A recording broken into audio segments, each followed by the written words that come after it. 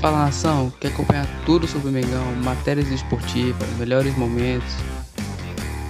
Então já não perca tempo e se inscreva no nosso canal. Também não se esqueça de deixar seu like e ativar o sininho das notificações para não perder mais nenhum vídeo. Saudações rubro-negras e fique com o vídeo. Abraço. No linha de passe hoje com o Pedro Ivan Almeida, o Vitor Biner, Jean Oddi e o Paulo Calçade. Vamos começar com os destaques dos amigos aqui e já vamos logo para o debate. Tudo bem, Pedro? Boa noite. Tudo bem, Preto. Boa noite. Você falou em noite especial de Libertadores, de jogo, de programa, de transmissão, mas longe de ser uma noite brilhante do ponto de vista técnico-tático dos brasileiros que entraram em campo. E o que a gente pode prometer no destaque inicial é um programa bem mais interessante que um jogo um tanto quanto sonolento e desinteressante do Flamengo. Maravilha. Que a torcida não se iluda com esse 2-0. Legal. Boa noite, Biner. Seu destaque. Tudo bem, Preto? Boa noite a você, ao Pedro, ao Jean, ao professor Calçade, aos fãs e às fãs do esporte. O torcedor do Flamengo imagina o que sabe da necessidade do time melhorar coletivamente. O grupo é fácil, importante era ganhar. O treinador vai ter muito mais margem para trabalho de equipe ou até para fazer teste. Eu não sei se fazer teste é a coisa correta, mas entender até quantos jogadores correspondem às ideias dele nos jogos da Libertadores, do que no Brasileiro, que tende a ser um pouco mais complicado, onde os adversários serão mais difíceis do que os adversários que o Flamengo terá nessa primeira fase da Libertadores. Importante hoje era ter vencido. Já o Corinthians, que tinha no grupo, como falamos, da pegadinha, porque tinha o Deportivo Cali, além do Boca, como times que podem se classificar, acho que hoje o resultado foi bem ruim, a atuação foi pior ainda que o resultado e a gente vai falar disso depois, mas é impressionante. Não dá para dizer que está fora, obviamente, mas a vaga corre risco.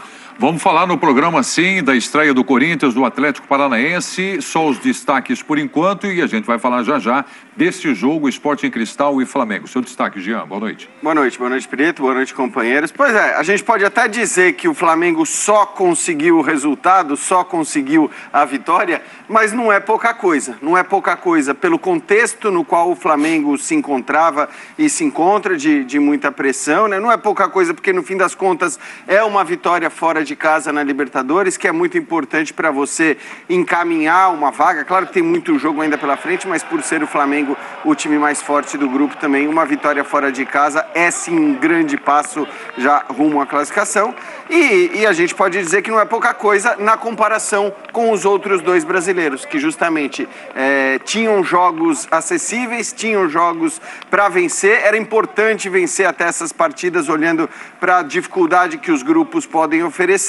E no caso do Atlético Paranaense o time ficou no empate, no caso do Corinthians o time perdeu e isso realmente é mais grave e isso pode ter consequências grandes aí na classificação. A gente vai falar um pouco dessa matemática aí ao longo do programa. Legal. Bruno Henrique e Mateuzinho, nós já mostramos aí os gols, você viu de novo, né, porque acompanhava na transmissão, 2-0 para o Flamengo. Paulo Calçado está aqui, eu não vou pedir para você destaque, porque você estava debruçado no jogo. Então eu já começo com você trazendo para a gente a avaliação do que você percebeu aí, resultado, desempenho do time do Flamengo na estreia. Tudo bem, Calçado? Boa noite, companheiros, para você que nos acompanha. O resultado é ótimo, mas o rendimento não é legal. Então, assim, o resultado é ótimo. Você joga fora de casa, vence por 2-0. Quem for analisar apenas o resultado fala, poxa, tá ruim? Por que tá ruim? Né? Não, mas tá ruim porque, primeiro, o Flamengo você analisa de outro jeito. Você não analisa um time limitado. Você analisa uma equipe que tem as melhores oportunidades, o orçamento do país. O Flamengo elevou o patamar da análise. Não falava o Bruno Henrique, que é outro patamar? Então a gente analisa diante disso. E ele viu um patamar de outro jogo, no que ele falou ali. O Flamengo não controlou o adversário, deveria ter controlado. O Flamengo teve muito erro técnico, isso é assustador, de passe de 3 metros, erra o Arão, Thiago Maia, o Andréas numa outra função, porque o que faz... E ele modifica o time, o Paulo Souza, ele vem diferente ainda, vem reformado, vem com os 3 zagueiros, com Felipe Luiz saindo um pouco pelo lado esquerdo, mas o Bruno Henrique não era um quinto elemento nessa linha de 5, mas voltava a recompor o meio de campo. Aí o Everton Ribeiro com o Arão e Thiago Maia, Andréas, o Bruno Henrique fazendo o corredor, Gabigol e um lado para o Mateuzinho jogar. O time demorou 87 para o Mateuzinho. Agora você acha que isso acontece por quê? O time não enxerga ou não consegue? Demorava uma eternidade. Porque eu concordo contigo, a gente tá te ouvindo. Você ouviu o Paulo Souza o tempo todo, pedindo Você fala velocidade. você fala de esquerdo e corredor pela direita. Porque é a dinâmica, né? Você puxa para cá e circula. Era o que não acontecia. Mas demora para circular, demora para circular e não aproveita direito. Quando ele fica pedindo velocidade, ele está pedindo para isso. Perfeito. Porque o adversário era essa lentidão. Quando a bola sobrava para o Sport Cristal, era um zagueiro para o outro, até o time... Cara, diante de um time desse, você pressiona, toma a bola e joga. Então o placar é ótimo, a vitória fora de casa é ótima. Agora, o futebol, para ganhar Libertadores, a alma está muito longe, é verdade. Mas tem que começar a melhorar um dia, né, Preto? Claro. Ele jogou, no meu entendimento, o Flamengo jogou pior do que contra o Fluminense, nos 2 jogos. Pior. Mas o time é horroroso. É horroroso. Exato. O Lisa, o centroavante, camisa 30, até eu fui olhar no segundo tempo e falei, cara, mudaram e eu não vi. Não, ele estava em campo. Quer dizer, então, você imagina ainda uma equipe que criou algum sufoco. Então, o Flamengo não pode permitir isso. Aí preocupa. Porque você percebe que o trabalho está na areia. E depois eu queria falar de JJ. Tá. Eu cheguei à conclusão porque que o JJ não topou vir. Opa, então já você fala. Agora o Calçade fala de erro técnico, erro de passe. E eu pergunto para vocês, Pedro, Jean, Birner, vocês concordam com essa análise? Isso é fruto de quê? Trocou o técnico. Que relação isso tem com a questão técnica apontada aqui pelo Calçade? Nesse momento, a gente não esperava que o time tivesse no seu melhor estágio coletivo. Sim. Mas a gente imaginava que, eu imaginava, acho que todo mundo, pelo que a gente divide as ideias aqui desde o início do ano, que houvesse uma conexão maior entre o que o treinador deseja e o que os jogadores realizam em campo. E parece que não tem essa conexão. Quando o professor Calçade fala que o treinador pede velocidade e o time não dá velocidade. Quando você vê, o torcedor está vendo, o treinador está vendo, e eu imagino que os jogadores também estão vendo. Mateuzinho com um corredor enorme para passar pela direita. E a bola não circula. E a bola não circula, não chega lá insistentemente, constantemente, contra uma equipe que dava esse espaço. Nós temos ali um problema ou de compreensão do que o técnico deseja, ou com muita dificuldade de execução, o que não tem tanta lógica assim, porque você olha, os jogadores estão fora de posição. A velha história. O Gabigol não jogou fora de posição, o Andréas, tudo bem, é mais um segundo, só que eu jogando mais adiantado não estava fora de posição, o Bruno Henrique jogou aberto na esquerda. Nem o Everton Ribeiro hoje. Nem o Everton Ribeiro e o Mateuzinho, que ataca muito melhor do que marca, estava com bastante liberdade para descer. Havia 3 zagueiros que se entendem bem ali, eles dão a proteção necessária, e o Arão estava jogando na mesma função que ele jogava com o JJ. Mal. Mas talvez o pior em campo do Flamengo hoje. Então, falta essa conexão. E isso precisa acontecer em algum momento.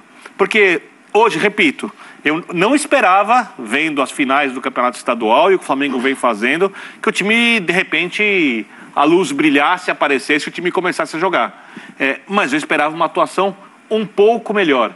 E o time precisa evoluir em algum momento.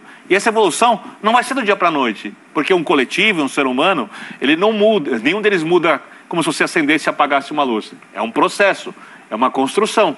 E essa construção precisa acontecer rapidamente. A diretoria, como a gente viu no noticiário, parece insatisfeita, o treinador tem que lidar com algumas circunstâncias, mas eu acho que o noticiário da semana teve algum impacto no elenco do Flamengo, não sei se ele vai continuar. Eu acho que hoje o time não realizou o que é necessário, não se concentrou como é necessário, mas eu não posso dizer que não correu. Exatamente. Então, eu acho que o que foi dito durante a semana deu uma chacoalhada ali no elenco, e isso ajudou a ganhar o jogo e facilitar a classificação do Flamengo na Libertadores. Ele erra no domingo, quando ele põe o Bruno Henrique para jogar um pouquinho mais por dentro. A gente falou aqui no Linha.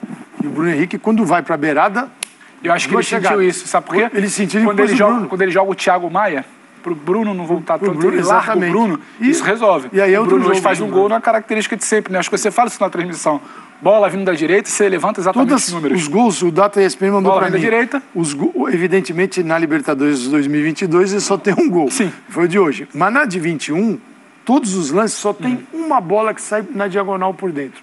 Todas são da direita para a chegada do Bruno. Porque, lembra, aqui o Gabigol por cima, Sim, foi assim, é por cima, é por baixo, que é o Bruno chegando.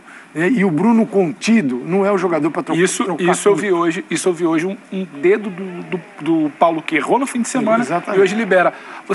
O Preto faz uma pergunta ao Birner, ele responde com falta de conexão. A gente começou o programa, você chamou direto a fala do Bruno. Eu achei a fala do Bruno um pouco uma falta de conexão, porque eu tenho certeza que o Paulo Souza está aliviado pelo resultado, mas ele não está satisfeito.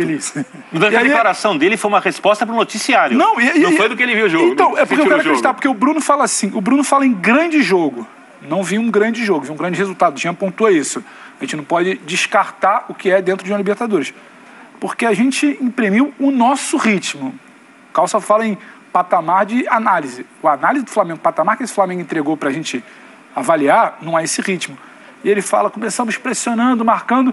Eu vi isso muito pouco. Eu vi isso em lances pontuais, como no gol ali, que acaba sendo até um erro, um passe um pouco, sabe? O repórter até pergunta das duas chances do Cristal. Exatamente, até porque o Bruno não esperava a gente estava aqui sentado, sai o segundo gol, 2-0, em algum momento poderia ter saído tranquilamente 1-1. Então eu acho que essa falta de conexão está muito nisso também.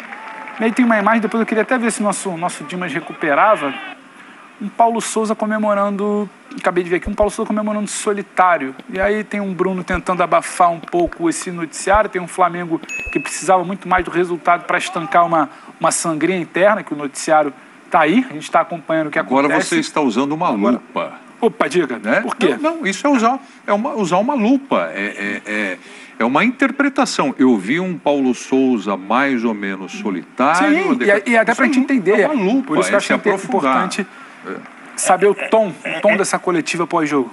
Não sei o que vocês pensam, mas assim, eu vou fazer uma mudança no que você disse, entendendo. Quando a gente coloca uma lupa, geralmente a gente olha para algo específico, algo detalhado. Eu acho que a gente precisa, para entender o Flamengo, num telescópio. Se olhar para o macro.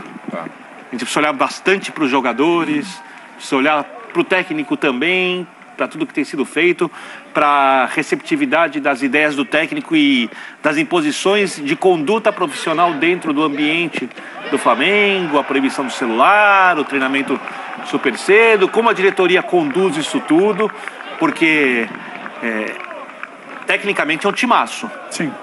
É um timaço tecnicamente, é um timaço, mas o futebol já há muito tempo não está à altura do que esse time pode produzir, nem perto disso. Deixa eu ouvir o Jean também. Então, eu só acho o seguinte, o que foi o jogo de hoje, é claro que um jogo não pode ser recorte para a gente chegar a conclusão nenhuma. Sim, então, claro. Evidentemente, todas as notícias que a gente tem lido, elas têm ali um fundo de verdade, são notícias feitas por gente competente, que apurou, que ouviu pessoas. Então, é claro que tem uma questão de insatisfação, é claro que tem uma questão... Só que o jogo de hoje não é um jogo que te faz crer que o grande problema desse time, o grande problema do Flamengo hoje é a falta de vontade, a falta de desejo dos jogadores, a falta de entrega dentro de campo, porque não gostam do treinador. O jogo de hoje, ele demonstra muito mais, talvez, a tal da incompreensão, a tal da falta de conexão com as ideias, do que falta de entrega, do que falta de vontade, do que falta de desejo de jogar. Deixa eu te interromper, desculpa.